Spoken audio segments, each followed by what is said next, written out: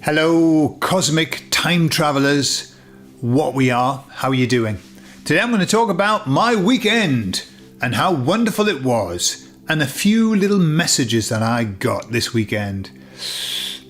I'll share them all with you on the other side.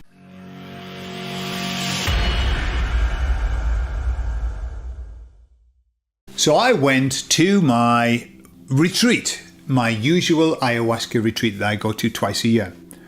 Every single time that I've been to that retreat, not every single time, but just about, I've made a video and I've recorded people chatting about it and stuff like that. This time I didn't. This time I decided that I wanted just to be. I just wanted to be and to enjoy the moment without stressing about who am I going to interview and when we're going to do it and is the light right and stuff like that. However, I want to just share a couple of things that happened with you. So I take my guitar with me and I play. Whether the shaman likes it or not, I force myself into the act. He plays the guitar all night. He doesn't mind. We play together and we have fun. And I play and I sing and everything. This weekend, on the Saturday, not the Friday. The Friday was fine. I don't take very much. Now, I don't need much ayahuasca now. It hits me really strongly and it lasts all night. I just take it once. Other people are taking it 2 or 3 times a night. I just take it once. It lasts for the whole night. On Saturday, it was mega strong. The reason I think that it was mega strong was because I got the bottom of the bottle. The shaman poured out my doses and I didn't drink it. I ate it. It was filled with stuff. The bottom of the bottle. He says it's the good bit. I am not sure whether that's true because I remember when I first tried ayahuasca, I thought it's not that bad really. It has an earthy taste, but it's not that bad. And I've tasted something similar to it before. That's what I thought. Now I don't know. As time goes on, things change. Your palate changes. Now it makes me reach. Just when I'm putting it in my mouth, I have to block my nose. And it tastes of licorice, which isn't bad, but not licorice as in the sweet licorice. You know those licorice sticks that you get are really bitter? Tastes of licorice and poo, basically. Earthy poo, mixed together. And then add to that I got the bottom of the bottle, which was chewy. So you can imagine. But it was very strong. And it lasted like longer than usual. It was stronger than usual. And when I went to sing, the first song that I sung, I realized that I was completely drunk. Like in a drunken, you're not drunk, but dizzy and everything. And I was playing and singing and I kept having out of body experiences while I was doing it. I was popping off somewhere else and come back and go, oh, I'm still singing. Yeah. But it was beautiful. Had a wonderful, wonderful, wonderful experience. And I was with some beautiful people. They're really, really nice people from all over the world. Lots of Spanish people, but lots of people from all over the world. People from France, people from Romania, from all over. America. There were 3 Americans there. So I wanted to tell you what happened the first night. Well, not what happened the first night, but the following morning. So in the morning I got up and I went to get washed. So I looked in the mirror and I noticed that, my earring with a cross has disappeared. Okay? So, oh no, it's disappeared. It'll be in the pillow. It'll be somewhere in the bed or whatever. And then I took my shirt off and I was wearing a cross around my neck, okay? It was one that I bought from my son a while ago, and then he said, I don't want to wear the cross anymore. I don't like what it stands for, okay? And I thought, oh, well, I'll put it on, because I'm into crosses. So when I looked, the chain was there on my neck. The chain was there, no cross. Now, I'm open to messages from the universe, and so this cross falling out, fair enough, I just moved my head or whatever and pulled it out. This cross missing, was a biggie for me, and I'll tell you why. Because the chain is stainless steel and the cross is stainless steel. The cross cannot come off the chain. We tried to take it off the other day. It won't come off. And so I looked, and there's just the chain. So I thought, that's really weird. So I got the chain and I moved it around in a full 360. No cross. And I thought, how the dickens can that cross have disappeared off the chain?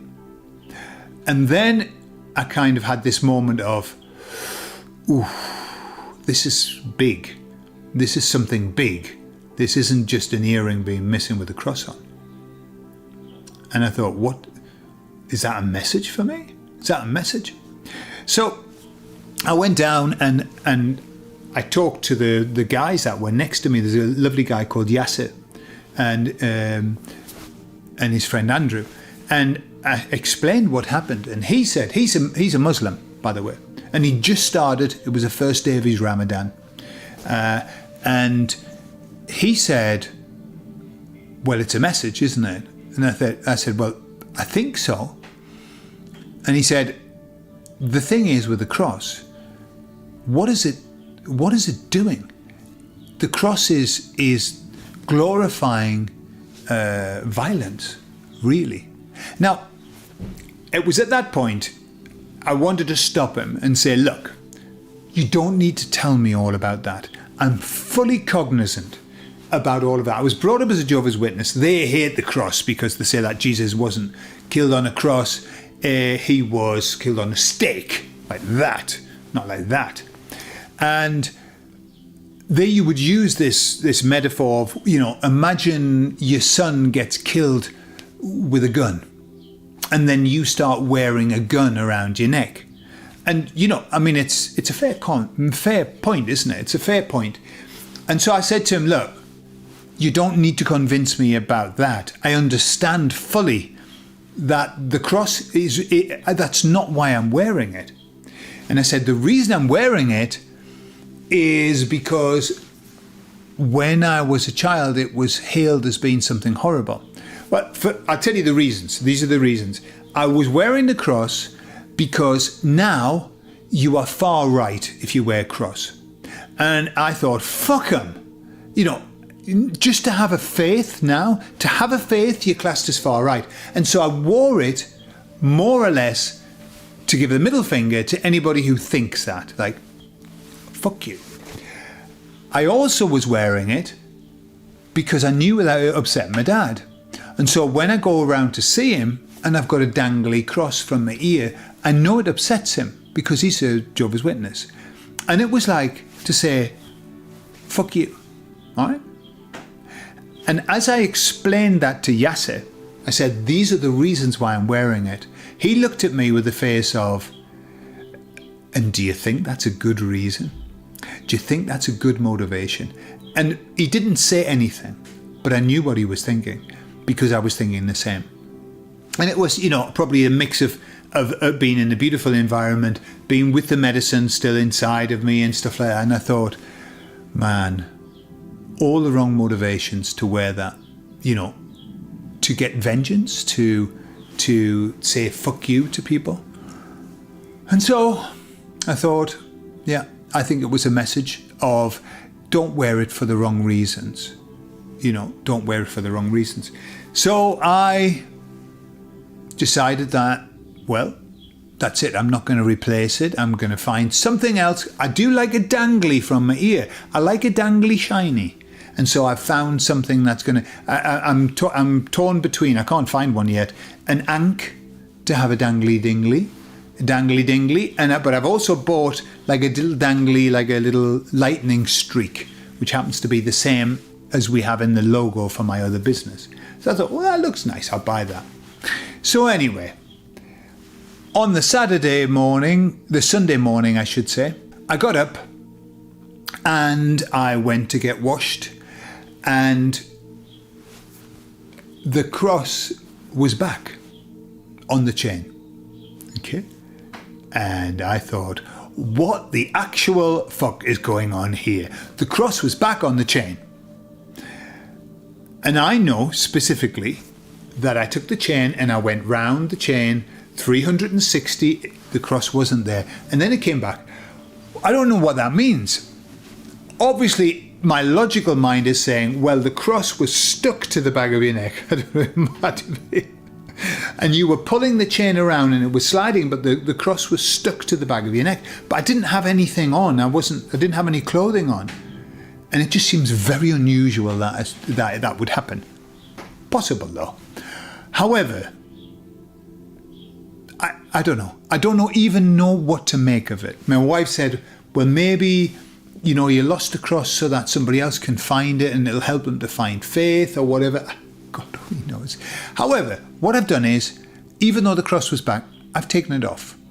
Because I do like to listen to messages. And that seemed to be quite a significant one. It was too much of and it would have, as it happens, the place that we're staying in, where we do the retreat, is called the Las Cruceras, which is the crosses, the crossroads.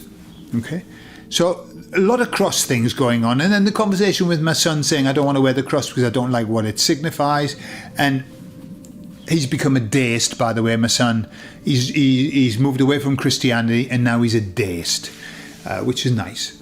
I like that. So there you are.